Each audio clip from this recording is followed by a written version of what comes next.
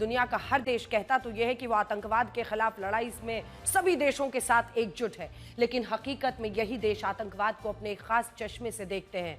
और इस बात को आप अमेरिका के राष्ट्रपति डोनाल्ड ट्रंप के उदाहरण से समझ सकते हैं, जो न्यूयॉर्क में 8 मुस्लिम देशों के साथ एक सम्मेलन कर रहे हैं। मैं आपको बड़ी स्क्रीन पर दिखाती हूं कि इनमें कौन कौन से देश है और हम आपको ये खबर आज क्यों बता रहे हैं, क्योंकि क्या आप मानेंगे कि इन राष्ट्राध्यक्षों में कई सारे ऐसे हैं जो पूर्व आतंकवादी हैं और यूएन डेजिग्नेटेड आतंकवादी हैं। इनमें सऊदी अरब है, कतर है, यूएई है, जॉर्डन है, कई अलग अलग जो देश हैं उनमें आप देखिए 8 मुस्लिम देशों साथ जो ट्रंप ये सम्मेलन करेंगे, सऊदी अरब, कतर, यूएई, इजिप्ट, जॉर्डन, तुर्की, इंडोनेशिया, पाकिस्तान, ये तमाम देश हैं।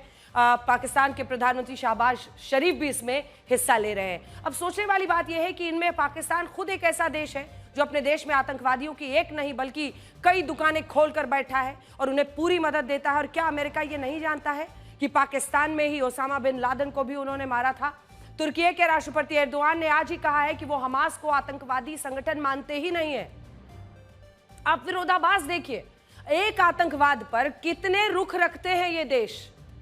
कतर पर भी आरोप है कि उसने साल 2023 तक पिछले 11 सालों में हमास को 15,875 करोड़ रुपए की फंडिंग दी, जिनमें से 60% ऐसे पैसे से हमास ने इजराइल के खिलाफ युद्ध लड़ने के लिए हथियार खरीदे।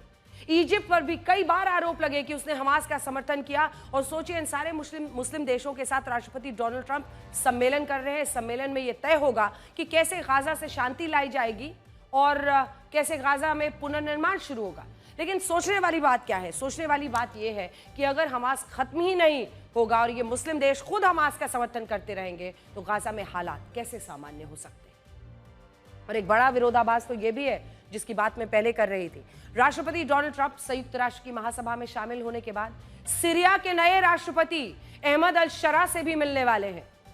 और ये वही अहमद अल शरा हैं जिन्हें पहले अमेरिका और खुद संयुक्त राष्ट्र ने, यूएन ने भी अंतरराष्ट्रीय आतंकवादी घोषित किया हुआ था। आपके सामने है, स्टॉप दिस टेररिस्ट, इन्हीं के लिए कहा गया था। और इन पर $10 मिलियन यानी 88 करोड़ रुपए का इनाम था। लेकिन आज ये सूट बूट पहनकर इसी अमेरिका में पधारे हुए हैं और राष्ट्रपति डोनाल्ड ट्रंप खुद इनसे मुलाकात करने वाले हैं। और यहां आपको अमेरिका के इस दोहरे चरित्र को भी देखना चाहिए कि वो फिलिस्तीन अथॉरिटी के राष्ट्रपति महमूद अब्बास को अपने देश का वीजा नहीं देता और इसके बाद महमूद अब्बास वर्चुअल तरीके से संयुक्त राष्ट्र यानी यूएन के विशेष सत्र में भाषण देते हैं। लेकिन इसी दौरान अंतर्राष्ट्रीय आतंकवादी रहे अहमद अल शरा को अमेरिका वीजा भी दे देता है और राष्ट्रपति ट्रंप उनसे मिलने के लिए राजी भी हो जाते हैं। देखिए, CIA के पूर्व डायरेक्टर डेविड पेट्रायस ने भी सीरिया के राष्ट्रपति अहमद अल शरा का एक इंटरव्यू किया और उनसे यह पूछा कि 20 साल पहले वो इराक में अलकायदा के आतंकवादी थे, लेकिन आज वो सीरिया के राष्ट्रपति कैसे बन गए और ऐसा कैसे संभव हो गया कि आज वो उसी अमेरिका में है जिसने उन पर एक वक्त पर $10 मिलियन का इनाम घोषित किया था। सुनिए, इससे पता यह चलता है कि आज आतंकवाद को हर देश अपने हिसाब से तय करने में लगा हुआ है और इसी उलझन ने आतंकवाद को लेजिटिमाइज यानी मान्यता दिलाना शुरू कर दिया है। और मैं आपको कुछ उदाहरण के साथ ये बताती हूं। अमेरिका और इजराइल हमास को एक आतंकवादी संगठन मानते हैं, लेकिन हमास कहता है कि वो एक राजनीतिक पार्टी है जिसने साल 2006 में फिलिस्तीन में चुनाव लड़ा था। इसी तरह आतंकवादी संगठन हिजबुल्लाह लेबनान की सरकार में शामिल है, जबकि अमेरिका ने हिजबुल्लाह को एक आतंकी संगठन घोषित किया हुआ है। आप देखिए ये दुनिया कैसे इस वक्त चल रही है। उत्तरी यमन पर हूती का कब्जा है और वहां हूती के लड़ाकों की सरकार है, लेकिन यह भी असल में एक आतंकवादी संगठन ही है।